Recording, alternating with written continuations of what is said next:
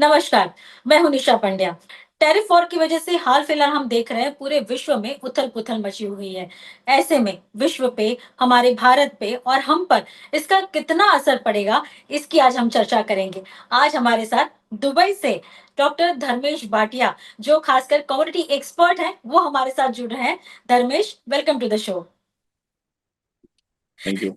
शुरू करते हैं क्योंकि हम देख रहे हैं टैरिफ वॉर में अभी दिख रहा है कि 90 डेज का एक हॉल्ट दिख रहा है, लेकिन सही में क्या ये हॉल्ट होगा, पॉज होगा? क्योंकि हम देख रहे हैं टैरिफ तो दिख ही रहे हैं, साथ ही चीन और अमेरिका की जंग भी अभी भी जारी है। देखिए, मार्केट में जो उथल-पुथल 2 लास्ट 3-4 दिनों में देखने मिली है, वो कंप्लीटली ट्रम्प के बयान की वजह से हुई है। और अगर आप देखें तो मार्केट में जो गोता लगाया था 2 दिन पहले, वो फिर से एक अच्छा खासा रिबाउंड दिया है मार्केट ने, क्योंकि उसी दिन उसने शाम को ये अनाउंस कर दिया कि हमने 90 डेज़ का इसे पॉज़ दिया हुआ है। हम 90 डेज़ तक विचारेंगे, उसका सोच समझ के फिर से निर्णय लेंगे। पर इसकी वजह से क्या हो रहा है कि काफ़ी सारी करेंसीज़ फ्लक्चुएट हो रही है, इकोनॉमिक फ्लक्चुएट हो रही है। बेस मेटल्स जो होता है, कमोडिटी का जो सबसे बड़ा मेन सपोर्ट स्टाफ होता है, उसमें भी वॉलेटिलिटी काफी देखने मिल रही है। गोल्ड में वॉलेटिलिटी आ चुकी है। तो ये जो सिनेरियो है, ये कंप्लीटली ट्रम्प के बयान की वजह से हुई है। अब इसमें क्लाइंट क्या कर सकते हैं? सबसे पहले, जो क्लाइंट स्पेक्युलेटिव है, उनके लिए तो ये एक आज काफी अच्छा मौका है ट्रेड करने का, क्योंकि इसमें दोनों साइड वॉलेटिलिटी देखने मिल सकती है। बट जो क्लाइंट निवेश करना चाहते हो, होल्ड करना चाहते हैं, उनके लिए मैं रेकमेंड करूंगा कि आप थोड़े दिन वेट करें, थोड़ा मार्केट को स्टेबल होने दें। क्योंकि 10% नीचे 10% ऊपर अगर एक ही दिन में मार्केट आता है, तो इसका मतलब है कि बायर्स भी इसमें फंसेगा, सेलर भी फंसेगा। दूसरी बात, अगर कोई क्लाइंट है जो प्रोफेशनल है और जो लिवरेज ट्रेड करते हैं, उनके लिए तो ये ट्रेड करने की लायक है नहीं, क्योंकि इसमें दोनों साइड में आपका नुकसान ही नुकसान रहेगा और आपका कैपिटल वाइप होने की भी काफी हाई प्रोबेबिलिटी है। तो मैं सलाह दूंगा कि अगर मार्केट गिरता है तो आप वेट करें और फिर इसमें थोड़े थोड़े पार्ट में निवेश करें। मेजर ट्रेंड में अभी भी काफी बुलिश हूं। मैं सबसे ज्यादा बुलिश सोने में हूं। मुझे लगता है कि सोना यहाँ से और ऊपर जा सकता है। और जब भी अनसर्टेनिटी होती है और करेंसी वॉर होता है, तब सोना ही एक ऐसा विकल्प है जहां पे आप अपना पैसा निवेश कर सकते हैं। तो मेरा मीडियम टू लॉन्ग टर्म, मैं सोने में काफी बुलिश हूं और मैं सलाह दूंगा कि आप सोने में निवेश कर सकते हैं। हम्म। तभी हम देखें कि ये जब से टैरिफ वॉर की शुरुआत हुई, ये चर्चा भी जब से शुरू हुई, अचानक से कह सकते हैं ना, पूरी जगह एक बात चर्चा में आ रही है कि अब मंदी का माहौल है। भले वो दूसरे देशों में हो या भारत में हो, क्या सही में ये मंदी का माहौल कहा जा सकता है? देखिए, मैं रेकमेंड नहीं करूंगा मंदी है, क्योंकि देखो, अगर मंदी होनी थी तो काफी सारे चेंजेस आने होने चाहिए थे। बट मार्केट में जो गिरावट आई, उसके बाद में रिबाउंड भी इसी तेजी से आया है। इसका मतलब है कि मार्केट अभी भी काफी स्थिर है और बायर्स मार्केट है अभी भी। लिक्विडिटी अभी भी है, कोई अनसर्टेनिटी है नहीं। जो 2020 में जो कोविड का था, जो 2008 में सबप्राइम इशू था, वो सब मार्केट में अभी दिख नहीं रहा है। अभी जो दिख रहा है वो है Trump tweet, Trump war, Trump speech, ये सारे जो कहते हैं, उसकी वजह से मार्केट में वॉलेटिलिटी देखने मिल रही है। इनफैक्ट कहीं कहीं पे तो ये भी एक कार्टून भी आ चुका है कि Trump tweet, Trump index, Trump speech index, इसके ऊपर भी काफी अच्छा वॉलेटिलिटी इंडेक्स बन चुका है। तो मेरे हिसाब से इसे आप कह सकते हैं कि एक वॉलेटिलिटी, एक वॉर वॉलेटिलिटी चल रही है मार्केट में। बट ये काफी अच्छा मौका है, जब मार्केट गिरता है तो बाइंग की अपॉर्चुनिटी मिलती है। जिसने रैली मिस कर चुके हैं, उनके लिए एक अच्छा मौका रहेगा फिर से निवेश करने का। प्रॉपर्टी मार्केट अभी भी बूम हो रही है। अगर आप ये स्पीच के कारण आप देखें तो कच्चे तेल में ऑलमोस्ट 12% का एक गोता लगाया प्राइस में, जो डेवलपिंग और अंडर डेवलपिंग कंट्री के लिए काफी अच्छा है। प्राइस ऑलमोस्ट 60 के नीचे आ चुका है।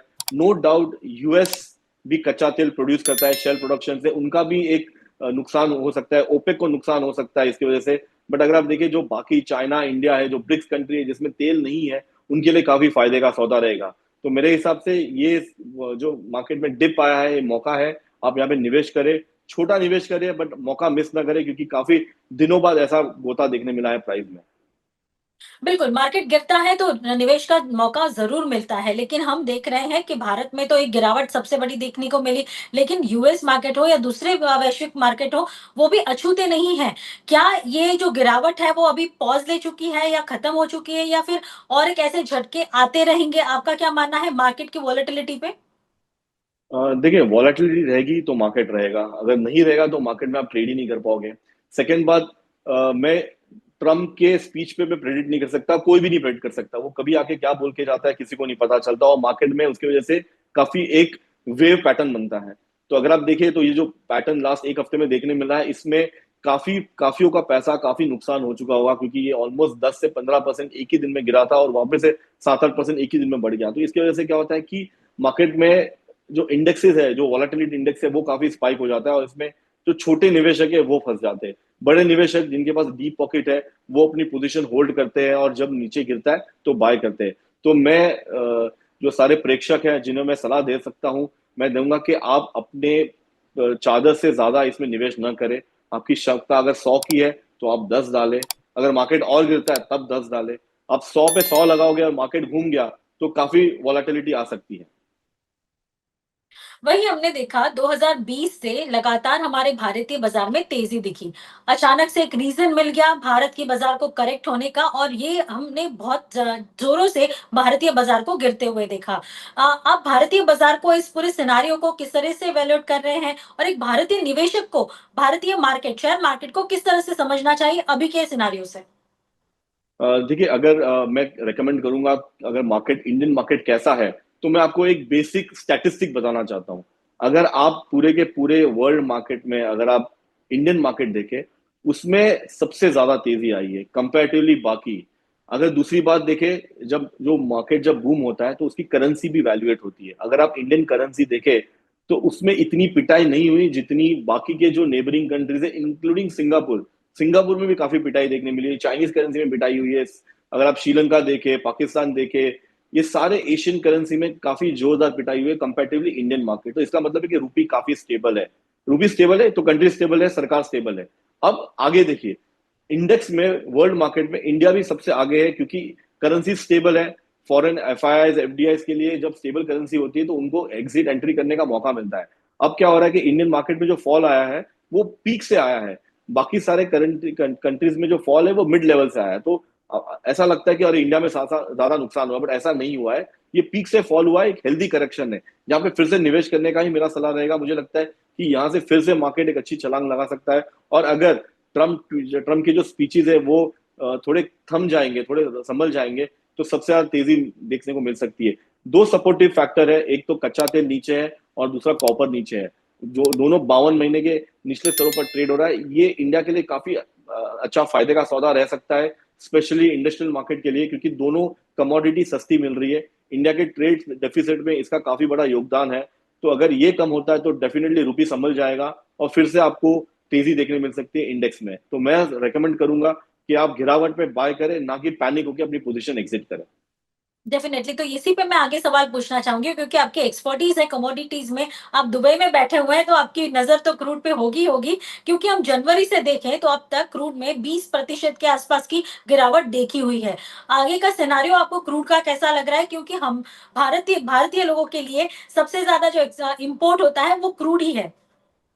डेफिनेटली निशा, आपने सही कहा है। इंडिया का जो ट्रेड डेफिसिट है उसमें तीन बड़ा योगदान है। सबसे ज्यादा है कच्चा तेल, दूसरा है इलेक्ट्रॉनिक्स और तीसरा है सोना। ये तीन को कस करने के लिए गवर्नमेंट काफी तोड़ मटोड़ करती है। इनफैक्ट गोल्ड में भी काफी सारे ऑप्शंस लेके आए वो ट्रेड करने के लिए। इलेक्ट्रॉनिक्स में भी काफी हाई टैक्सेस लगा चुका है, बट कच्चा तेल में ये ज्यादा कर नहीं सकते क्योंकि इकोनॉमी इस पर डिपेंडेंट है। तो ये तीन अगर मार्केट संभल जाता है तो जो अपनी इकोनॉमी है काफी स्टेबल हो सकती है। रही बात कच्चे तेल की, अगर आप देखें तो लास्ट एक साल में कच्चे तेल की प्रोडक्शन कम नहीं गई है। कच्चे तेल में अगर आप देखें तो ओपेक ने क्या कहा है कि आप मैंडेटरी नहीं, ऑप्शनली आप अपना प्रोडक्शन कम कर सकते हो, क्योंकि उन्होंने इतनी प्रोडक्शन कट कर चुके हैं कि अभी इससे ज्यादा करने की कोई क्षमता है नहीं इनके पास। तो अभी ये सिर्फ कहना चाहते हैं कि आप हो सके तो अपना प्रोडक्शन कम कर सकते हो, मैंडेटरी नहीं है, आपको करना है तो करो, मार्केट में थोड़ा प्राइस स्टेबल करो। बट ये प्राइस 70 के लेवल पे काफी स्टेबल था, अब मार्केट 60 के इधर आ चुका है। तो अगर इसमें देखें तो 12 से 15% की जो गिरावट है ये ट्रम्प की वजह से आई है, और ये वॉर प्रीमियम भी खत्म कर चुका है इसकी वजह से। तो अभी ये लेवल पे डाउन साइड रिस्क काफी लिमिटेड है। मैं सलाह दूंगा कि यहाँ पे आप निवेश करके चल सकते हैं। अगर आप 3 से 4 महीने का अंतराल रखे तो सारे महीने मार्केट फ्लैट हो चुके हैं। पहले मार्केट बैकवर्डेशन में था, अब मार्केट फ्लैट हो चुका है। इसका मतलब है कि आगे जाके ठंडी का माहौल होगा और प्राइस बढ़ सकता है। तो मैं सलाह दूंगा कि तीसरा महीना चौथा महीना अगर लिक्विडिटी है एमसीएक्स में तो आप यहाँ पे निवेश करके चल सकते हैं। जिनके पास इंटरनेशनल ट्रेड करने का ऑप्शन है गिफ्ट सिटी के थ्रू, वो भी अगर हम देखें 60 के नीचे अगर आता है तो काफी अच्छा एक विकल्प है यहाँ पे बाय करने का, क्योंकि डाउनसाइड रिस्क काफी लिमिटेड है। मुझे नहीं लगता कि मार्केट $50 के नीचे आएगा। काफी काफी स्थिरता है मार्केट में, तो बाइंग की रिकमेंडेशन रहेगी मेरे कच्चे तेल में। बिल्कुल, तो अभी बाय की रिकमेंडेशन आ रही है क्योंकि नीचे डाउन साइड अभी एक लिमिटेड दिख रही है, उससे ज़्यादा क्रूड में अभी गिरावट पॉसिबल नहीं है क्योंकि ऑलरेडी 20% से ज़्यादा की गिरावट हमने ऑलरेडी देखी है। तो जो निवेश करते हैं, जो ट्रेड करते हैं कमोडिटीज़ में, उनके लिए ये सलाह अभी धर्मेश से आती दिख रही है। लेकिन धर्मेश, हमारी इकोनॉमी के लिए ये कितना बूस्टर होगा? क्योंकि हम तो सबसे ज़्यादा डिपेंडेंट है क्रूड पे, इम्पोर्ट पे।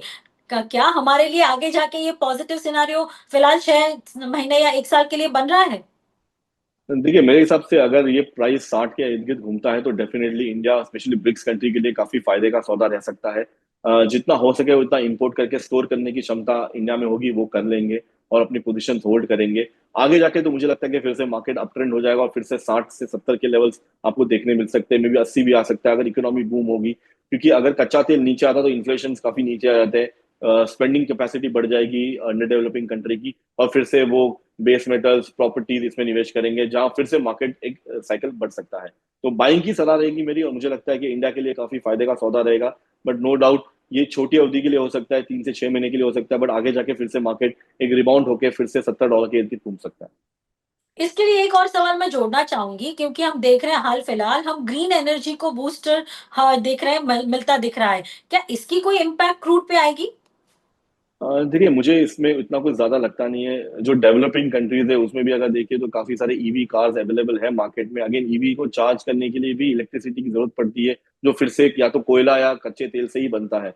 तो ऑन एन एवरेज अभी तक मार्केट में ग्रीन एनर्जी का एज़ सच कोई बड़ा वोलेटिलिटी आई नहीं है। नो डाउट अगर आप देखिए 1-2 साल पहले काफ़ी बड़ी फेरबदल हुई थी और मार्केट में कहा था कि आप इसमें निवेश करें और होल्ड करें पोज़ीशंस, बट ये हुआ नहीं। मार्केट काफ़ी फ्लैट रहा। इनफैक्ट ईवी ने इतना पिकअप हुआ नहीं है मार्केट में। तो मेरे हिसाब से इस पे मैं ज्यादा डिटेल नहीं कह पाऊंगा क्योंकि ये सेगमेंट अलग है। बट इंडिया के लिए अभी भी कच्चा तेल और डीजल ये काफी रूरल एरिया में काफी यूज होता है, तो अगर इकोनॉमी के लिए तो यही जरूरत है। ओके। तभी हम देखते हैं भारतीय होने के नाते सोने के प्रति मोह कभी खत्म नहीं हो सकता और ऐसे में ट्रेड वॉर के बीच में हम देख रहे हैं जंग तो यहाँ पे भी है और यहाँ पे भी रिकॉर्ड पे रिकॉर्ड बनते जा रहे हैं सोने चांदी के दामों में। अभी यहाँ का क्या सिनारियो है? सोने चांदी का आपके लिए क्या प्रेडिक्शन है कितने साल के लिए? देखिए, अभी साल की यदि बात नहीं करना चाहता, मैं तो कहता हूँ कि 3 से 6 महीने में अगर पोजीशन आप होल्ड करें तो एटलीस्ट आपको 10 से 15% की तेजी आपको देखने मिल सकती है। नो डाउट लास्ट ईयर काफी एक्सपोनेंशियल रैली देखने मिली थी प्राइस में। 2600 से ऑलमोस्ट $3000 के लेवल्स आपको देखने मिले थे प्राइस, और ऑलमोस्ट अब 15 से 20% प्लस रिटर्न आपको कच्चे तेल से का सोने में देखने मिला है। बट अगर आप ये साल देखें और अगर ट्रम्प का सपोर्ट रहा तो डेफिनेटली फिर से आपको 20% के ऊपर ही आपको सोने की तेजी देखने मिल सकती है। बट वोलाटिलिटी सबसे ज्यादा हाई है। डॉलर इंडेक्स में देखिए 104 से 100 के लेवल आ चुके हैं। 4% की गिरावट आपको डॉलर इंडेक्स में देखने मिली है। वही विपरीत आप देखें तो सोने में 4% की रैली आ चुकी है। तो सोना शाइन कंटिन्यू रहेगा। बट अगर आप सोने से कंपेयर करें बाकी कोई कमोडिटी, अगर आप सिल्वर करें, प्लेटिनम करें, पैलेडियम करें, तो कोई भी कमोडिटी में इतनी शाइन देखने नहीं मिल रही है। इनफैक्ट अगर आप चांदी को देखें तो चांदी अभी भी $30 के इर्द गिर्द घूम रहा है, टहल रहा है। डोमेस्टिक मार्केट में भी लाख के नीचे चल रहा है। नो डाउट रुपया इतना कमजोर हुआ उसकी वजह से आपको लाइफ टाइम हाई देखने मिला है। बट अगर चांदी की लाइफ टाइम हाई की बात करें तो वो $50 है, उसके सामने अभी भी ये काफी नीचे ट्रेड हो रहा है 30 के लेवल पे, यानी और $20 की तेजी आने की संभावना है।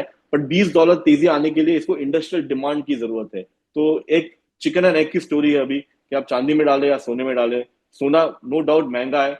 अगेन वो ये सस्ता रहो बार बार महंगा रहो एक बार, तो मैं रेकमेंड करूंगा अगर सोने में निवेश करें, क्योंकि सोना अभी भी एक ट्रेंड में है।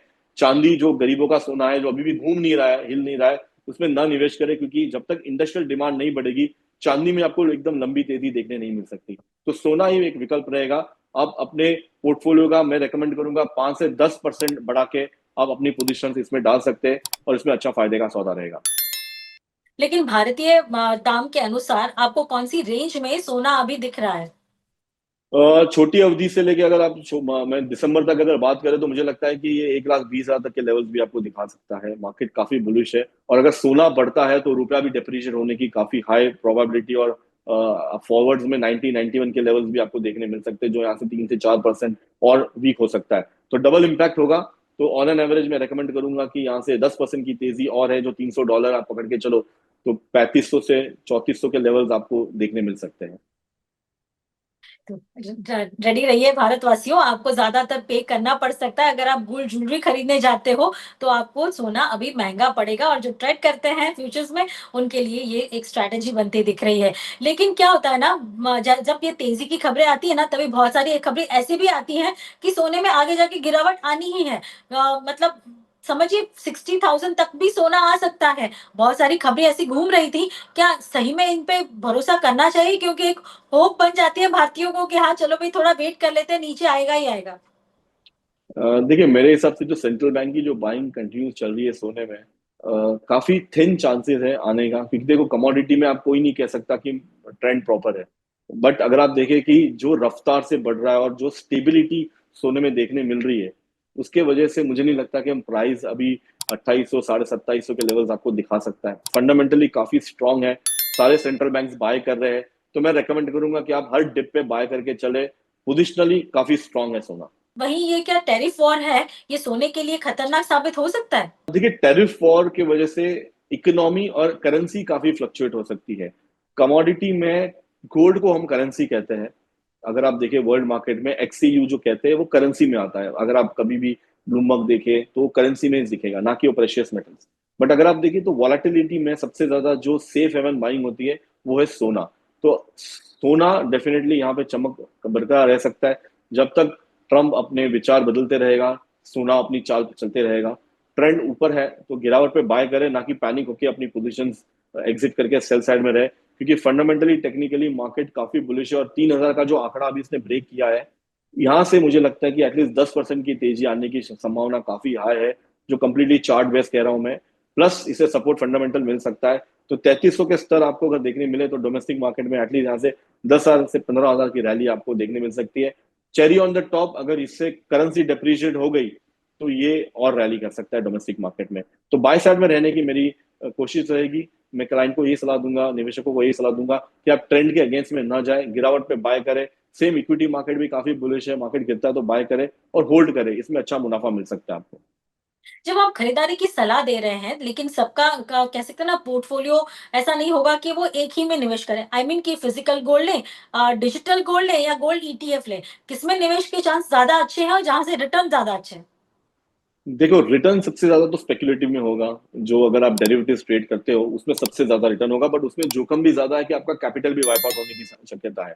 हम्म। अ, तीन कैटेगरी है। सबसे पहला कैटेगरी प्रोफेशनल, जिन्हें टाइम नहीं है, जो बिजनेस में काफी इन्वॉल्व होते हैं, उनको कोई पता नहीं है मार्केट के बारे में ज्यादा।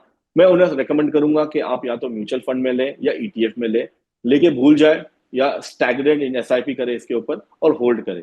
इसमें भी आपको 20 से 25% की रिटर्न आपको देखने मिल सकते हैं। काफी सारे विकल्प है मार्केट में, काफी सारे म्यूचुअल फंड्स अवेलेबल है।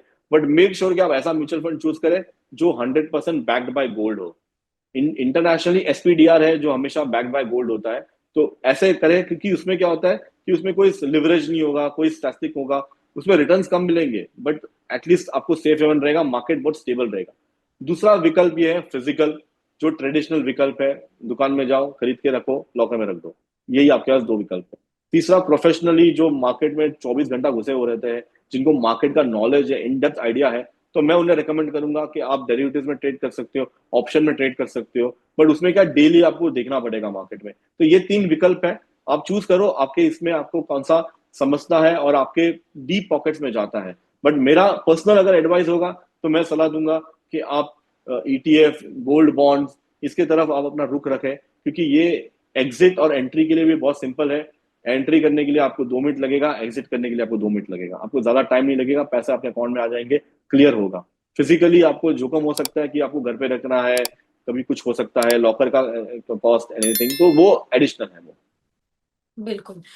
वही, क्या ऐसे कोई सिनेरियो है या कोई ऐसे इवेंट आपके ध्यान में है जो 3 से 6 महीने के अंदर ये जो प्रेशियस मेटल्स है, सोने चांदी की चाल बदल सकते हैं? देखिए एज सच तो काफी सारे मोमेंट्स आने वाले हैं। मीटिंग्स है, G4 मीटिंग है, G20 मीटिंग्स है, काफी सारे मीटिंग्स आ रहे हैं मार्केट में। बट ऑन एन एवरेज सोने की जो चाल है वो कंप्लीट डिपेंड है दो सिनारियो। एक demand supply. As such demand market में सिर्फ सेंट्रल बैंक्स कर रही है, ना कि रिटेल मार्केट में उतरा है। सप्लाई अगर आप देखिए, साल का जो सप्लाई का जो एक आंकड़ा है वो 3,000 टन से 3,500 टन के इर्द गिर्द घूमता है। उसमें से 1,000 टन तो इंडिया बाय करता है, 1,000 टन चाइना बाय करता है, और बाकी के जो 1,000 टन बचते हैं वो आखिर दुनिया बाय करती है। तो ये पैरिटी है अगर मार्केट में देखा जाए। तो अगर सेंट्रल बैंक उतरी है तो डेफिनेटली ये लंबा चलेगा, मेरे हिसाब से 2-3 साल की तरफ चलेगा ये, ना ही एक दिन बाय करके बैठ जाएंगे ये। तो बाई की सलाह रहेगी, और रेकमेंड करेगा कि मुझे लगता है 3300 से 3400 के स्तर आपको देखने मिल सकते हैं साल के अंतराल में। ओके। जब इतने सारे कमोडिटीज की बात कर ली हमने, लेकिन हमने मेन महत्व की बात करनी है जिस पे हम ट्रेड करने वाले हैं, या जिस पे हमसे जिसको जिसका पूरा इम्पैक्ट हम पे हमारी लाइफ पे पड़ता है, वो है डॉलर रूपी।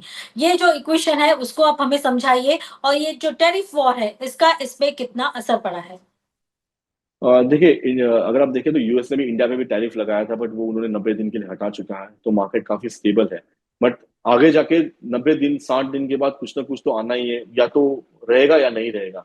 बट मार्केट ने ऑलरेडी इसको डिस्काउंट करके रखा है कि मार्केट में ये टैरिफ रखने वाला है। इसके वजह से मार्केट अगर देखें तो डिप्रेशन होने की फुल संभावना है। मेरे हिसाब से 90 के स्तर आपको देखने मिल सकते हैं।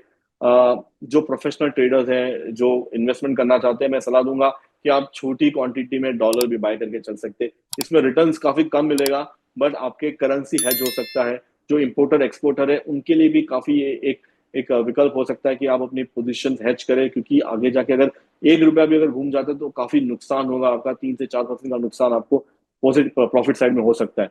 तो बाय साइड में रहे, डॉलर काफी बुलिश है। आगे जाके डॉलर मुझे लगता है कि 91 92 किस तरह आपको दिखा सकता है कंपैरेटिवली। बाकी सारे करेंसी इतनी डेप्रिशिएट हुए, रुपया इतना हुआ नहीं है। बट अगर कच्चा तेल बढ़ जाता है, सोना बढ़ जाता है, तो ये करेंसी यहाँ से और एक स्पाइक दे सकता है और 92 93 के लेवल्स आपको दिखा सकता है। जब भी रुपया कमजोर होता है तो हमारे लिए भारतीय बाजार में आरबीआई एक हमारे लिए सपोर्ट बनता है, और वो कहीं ना कहीं रुपए को एक रेंज में रखने की कोशिश करता है। क्या आपको लग रहा है कि आरबीआई इसमें भी कुछ इंटरवीन कर सकते हैं, या सपोर्ट देने के लिए कोई रेंज में रखने की पहल कर सकते हैं? देखिए आरबीआई का जो विकल्प होता है डॉलर डॉलर पुश करने का, डॉलर को सपोर्ट करने का, वो काफी कम है। वो पूरी तरह ट्राई करेगा कि डॉलर स्टेबल रहे, सो दैट इकोनॉमी स्टेबल रहे। बट उन्हें ये भी देखना है कि बाकी सारे करेंसीज क्या कर रही है।